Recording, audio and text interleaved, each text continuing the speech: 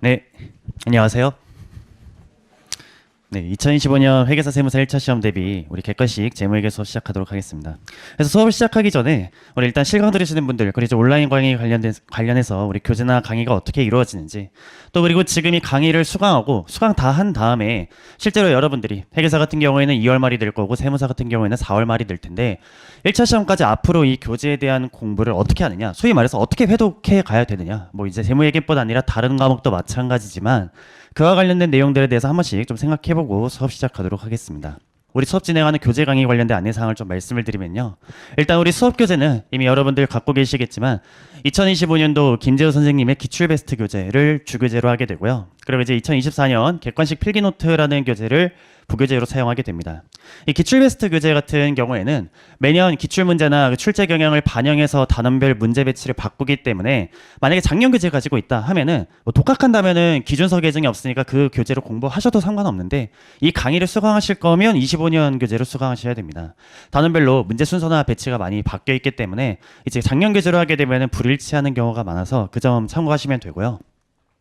그리고 지금 이제 이 수업 같은 경우는 필리노트라고 해서 이제 이거는 뭐 필수가 아니라고 해도 돼도 상관없지만 수업 진행하면서 판서 내용 같은 것들을 제가 좀 정리해드린 그런 얇은 노트에 해당하게 됩니다. 그래서 이것도 같이 포함하게 되는데 이제 이 강의 아마 종강할 때쯤 될 텐데 한 10월 말 이후에는 필리노트 관련해서 이제 재무회계 가이드라고 제가 별도의 단거나 교재를 좀 출간할 예정입니다. 그래서 나중에 수업 끝나고 나서는 1차 시험 전까지 필요하신 분들은 이제 저 교재로 이론적인 내용이든 계산 문제의 내용이든 이 필기네트의 내용을 전부 포함하고 있는 교재로 준비가 되어 있으니까 그 부분 참고하시면 되겠습니다.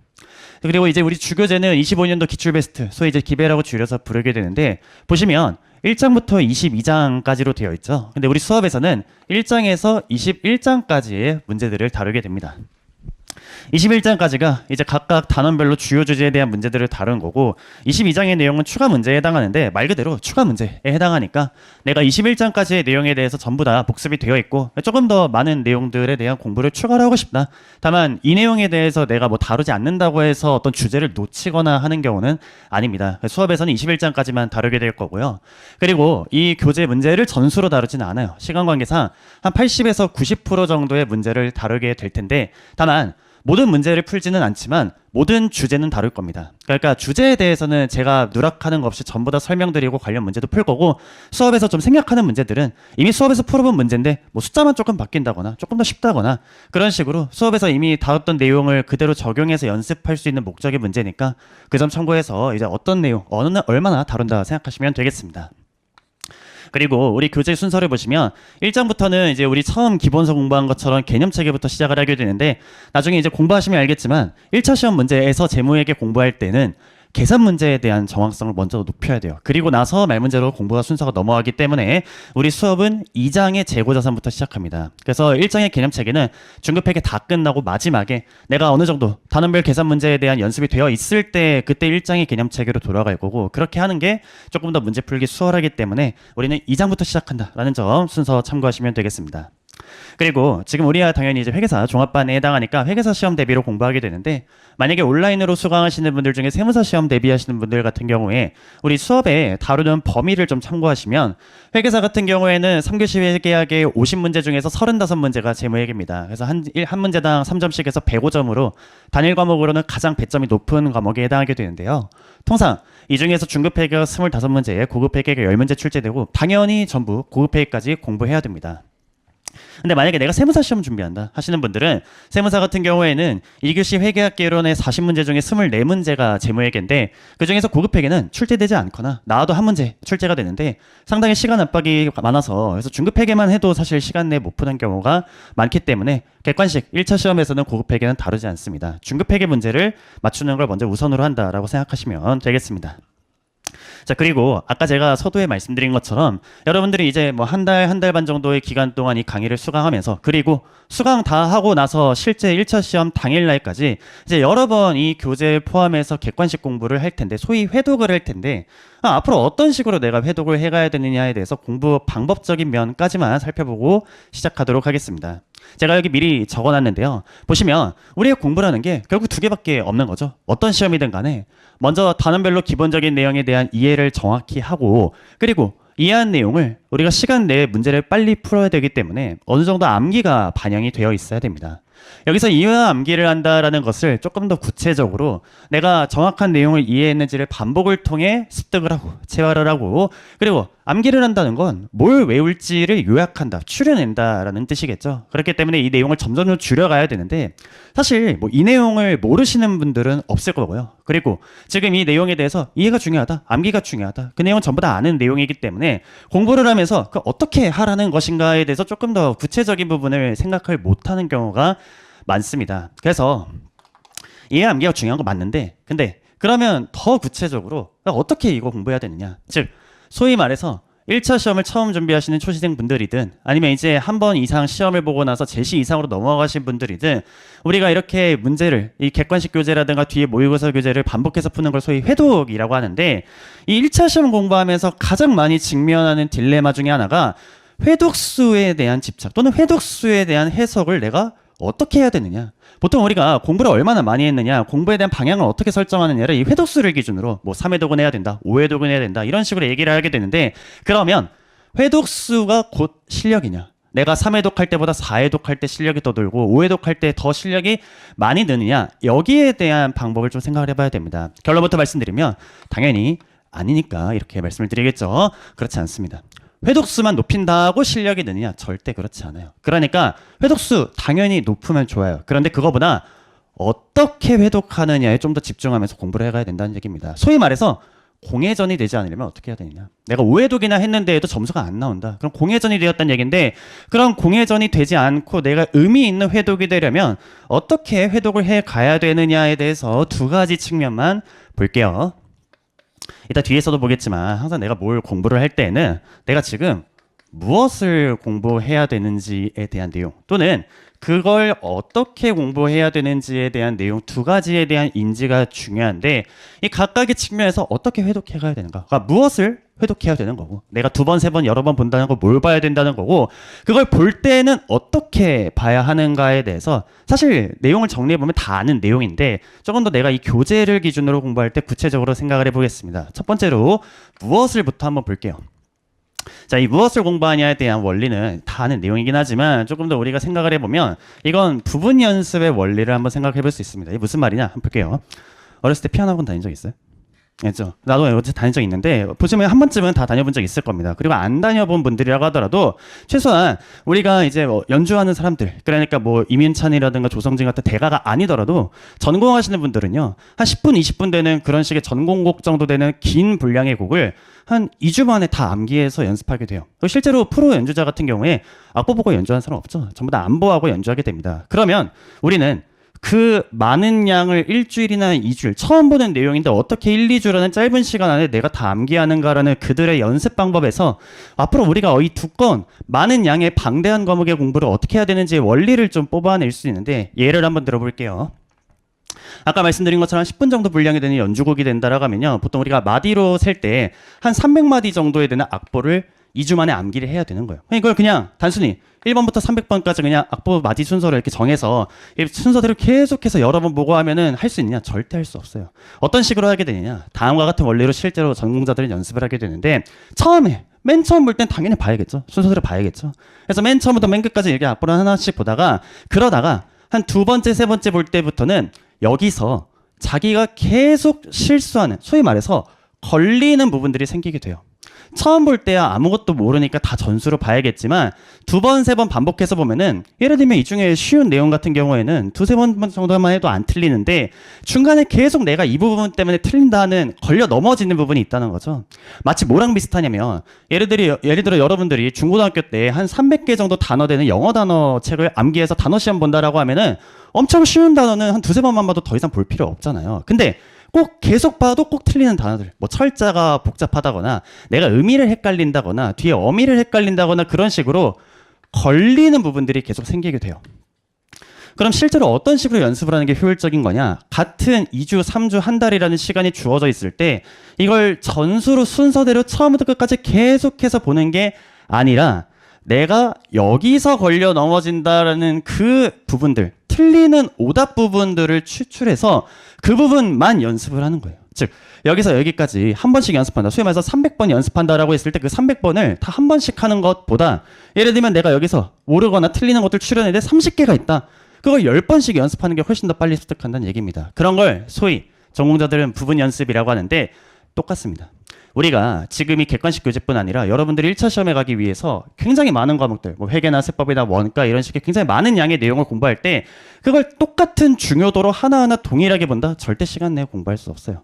처음에는 그럴 수 있겠죠. 처음 1회독을 할 때는 강의도 듣고 전수로 문제를 풀면서 하나하나 꼼꼼히 봐야겠지만 한 이제 자기가 혼자 문제 풀 때 통상 한 1회독이나 2회독 정도부터는 내가 아주 기본적인 문제들, 예를 들면 단원별로 앞쪽에 있는 기초적인 문제들은 이건 다시 안 봐도 안 틀리겠다라는 생각이 들면 걔네 말고 내가 틀리는 부분들에 대해서 반복해 가야 된다는 얘기예요. 그러니까 처음에는 내가 300개 정도의 문제를 푼다. 그럼 처음에는 내가 좀 틀리는 게 많으니까 이 중에서 뭐 50개, 100개 틀린다.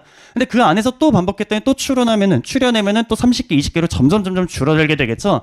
이걸 얼마나 시험 날까지 최대한 많이 줄이느냐가 여러분들의 결국 결과, 성적을 결정한다라고 생각하시면 됩니다. 우리는 왜 회독하느냐? 뭘 회독하느냐?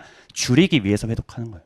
이 두꺼운 양의 교재에 있는 문제를 나중에 점점 추려내기 위해서 내가 이것 때문에 틀린다, 이것 때문에 틀린다. 3회독, 4회독, 5회독으로 가면서 여기서 내가 뭘 봐야 될까? 그 봐야 될 내용들을 줄이기 위해서 그걸 틀리는 부분을 찾기 위해서 회독을 한다. 그래서 첫째로 뭘 회독하느냐? 틀리는 거, 걸리는 걸 회독한다라는 거. 그게 왜 효율성 측면에서 중요한지를 봤습니다. 자, 그럼 이제 두 번째를 볼게요.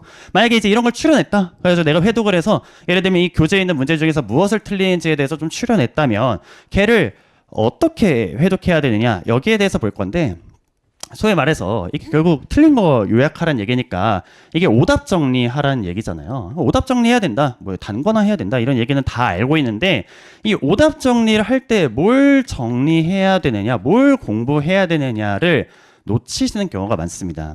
오답 정리라는 건 결국에 내가 왜 틀렸는지를 보는 건데 여기서 제일 중요한 방점이 있는 부분은 이 틀린 이유예요. 틀린 이유. 이 틀린 이유 정리한다라는 것도 다 아는 내용이지만 실제로 이제 1차 시험을 응시할 때 똑같은 3회독, 4회독, 5회독을 했을 때 결과가 상반되는 내용, 상반되는 분들. 그러니까 같은 5회독을 해도 5회독 한 만큼 점수가 나오는 분들이 있는가 하면은 5회독을 했다고 하는데 사실상 거의 꽈락이나 가까운 점수가 나오는 분들 이렇게 왜 상반되는가를 이 오답에 정리하는 방식을 한번 다음과 같이 다시 보겠습니다. 자, 우리 문제 푸는 과정을 좀 정리를 해보면요. 우리가 문제를 읽게 되면 결국 풀이를 쓰게 되죠. 그러면 이거 어떤 과정과 똑같냐면 문제에서 무언가를 물어봤을 때 내가 그 물음에 대답하는 과정과 똑같습니다. 그러면 물음에 대답하는 과정이라는 게 무엇을 의미하느냐? 결국 문제를 푸는 과정에서 내가 뭘 틀렸다. 그럼 둘 중 하나라는 얘기예요. 내가 잘 못 들어서 틀리거나 아니면 대답을 잘못해서 틀리거나 쉽게 얘기해서 이 문제를 내가 읽어드리는 인풋 과정에서 뭔가 오류가 있거나 아니면 읽기는 잘 읽었는데 그걸 내가 풀이해서 대답을 형성하기 위한 아웃풋 과정에서 뭔가 오류가 있거나 결국 이 두 개 안으로 들어온다는 얘기입니다. 그러면 내가 예를 들어서 인풋 과정에서 틀렸다라는 건 무엇을 의미하느냐? 이건 대체로 해석에서 내가 뭔가를 잘못하고 있다는 얘기예요. 그러니까 내가 문제를 틀렸는데 왜 틀렸냐? 예를 들면 문제에 특정 지문을 내가 잘못 읽었다. 아니면 문제에서 용어를 설명하고 있는데 그게 무슨 뜻인지 모르겠다. 또는 문제에서 어떤 자료를 줬는데 자료를 어떻게 해석하는지 잘못 예상했다. 내가 이게 추가 금액을 얘기하는 건지 총 금액을 얘기하는 건지 기말 금액 얘기하는 건지 기초 금액 얘기하는 건지 공정가치 얘기하는 건지 회수 가능까지 얘기하는 건지에 대한 이런 해석들을 틀렸다. 그런 측면에서 내가 틀렸는지 아니면 내가 이런 식 해석은 잘했어요. 그래서 지문도 이해하고 용어도 하고 자료도 해석하고 뭐 하나 더 추가한다면 이걸 봤을 때 내가 어떻게 관련된 규정이 있는지 기준서 규정 정도까지만 좀 넣어보면 어떤 규정을 적용해야 되는지까지 알았다. 그런데 틀렸다. 그럼 이제 보통 이제 이 아웃풋에서의 문제가 있다는 거죠. 이 아웃풋에서 문제가 있다는 얘기는 결국 풀이를 써내려가는 과정에서 문제가 있다는 얘기입니다. 예를 들면 대표적인 양상이 내가 이런 건 다 잘 읽었어요. 그래서 해석도 했어. 근데 계산 실수를 했다. 라든가 아니면 계산 과정에서는 실수가 없었는데 문제를 진행하는 과정에서 특정 자료를 누락했다거나 예를 들면 4월 1일 날 기계 취득했는데 그거 깜빡하고 구결치 안 했다거나 잔존가치 있어가지고 재평가할 때 잔존가치도 포함해서 다시 감가상각해야 되는데 그거 누락했다거나 이런 식으로 어떤 풀이 과정에서 어느 부분 때문에 내가 틀렸구나라는 여기를 정리해야 된다는 얘기예요. 무슨 말이냐? 실제로 1차 시험 끝나고 나서 이제 결과가 별로 안 좋아서 제시 이상을 다시 준비하는 분들이 상담을 하러 올 때 마찬가지로 제가 말씀드린 것처럼 저는 5회 독일 했는데 점수가 되게 안 나왔습니다라고 말씀드리는 분들께 제가 뭘 물어보냐면 오답 정리 어떻게 했느냐, 그러니까 어떤 식으로 했느냐를 물어보게 돼요. 근데 그거를 오답 정리에 형식이 중요한 게 아니에요. 난 노트에다가 썼다, 나는 책에다가 필기했다, 나는 별도로 뭐 태블릿 정리했다, 이거는 자기 하고 싶은 대로 전혀 상관없습니다. 뭐가 중요하냐? 그래서 오해독이나 하면서 이런 것들을 추출했을 텐데, 내가 어디서 걸렸는지를 추출했을 텐데 왜 틀렸는지 아느냐? 그러면 대체로 정리한 게 거의 없어요.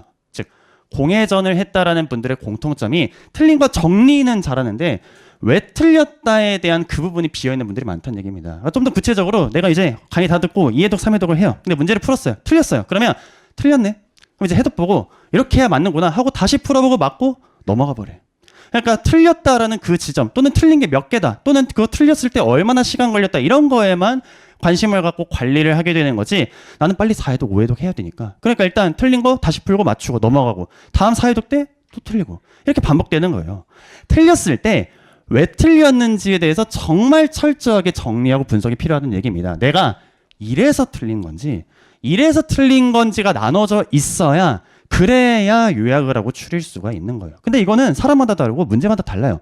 어떤 단원에서는 내가 이것 때문에 틀리는 경우가 많고요, 어떤 단원에서는 이것 때문에 틀리는 경우가 많습니다. 내가 만약에 이 인풋 과정에서, 해석 과정에서 뭔가 좀 많이 틀렸다, 예를 들면 내가 주식기준부상 문제는 유독 이게 많이 틀리더라, 성과 조건이랑 조건 변경 구분 잘 못해서 틀리더라, 또는 제시되어 있는 누적 인원에 대한 가득 수량을 내가 해석을 잘못해서, 자료 해석 잘못해서 틀리더라, 그런 경우에는 내가 기출 베스트나 강의 위주로 조금 더 이 기초 개념에 대한 이해를 위주로 공부를 해야겠죠. 근데 그게 아니라 만약에 내가 이런 해석은 이제 잘해, 예를 들어서 유형자산 같은 과목의 문제를 풀 때, 단원의 문제를 풀 때 이런 해석은 다 잘하고 원가 모형, 재평가 모형, 뭐냐면 공정가치 모형, 이런 거 구분도 잘하는데 항상 어디선가 뭔가 계산이 틀려, 자료를 누락하거나 아니면 계산을 진행하다 보면 월할 생각하거나 여기서 틀려 하면은, 그럼 그 경우에는 여러 문제를 풀면서, 예를 들면 모의고사 문제집이라든가 기출문제 같은 많은 문제풀이를 통해서 이 부분에 해결을 해야겠죠.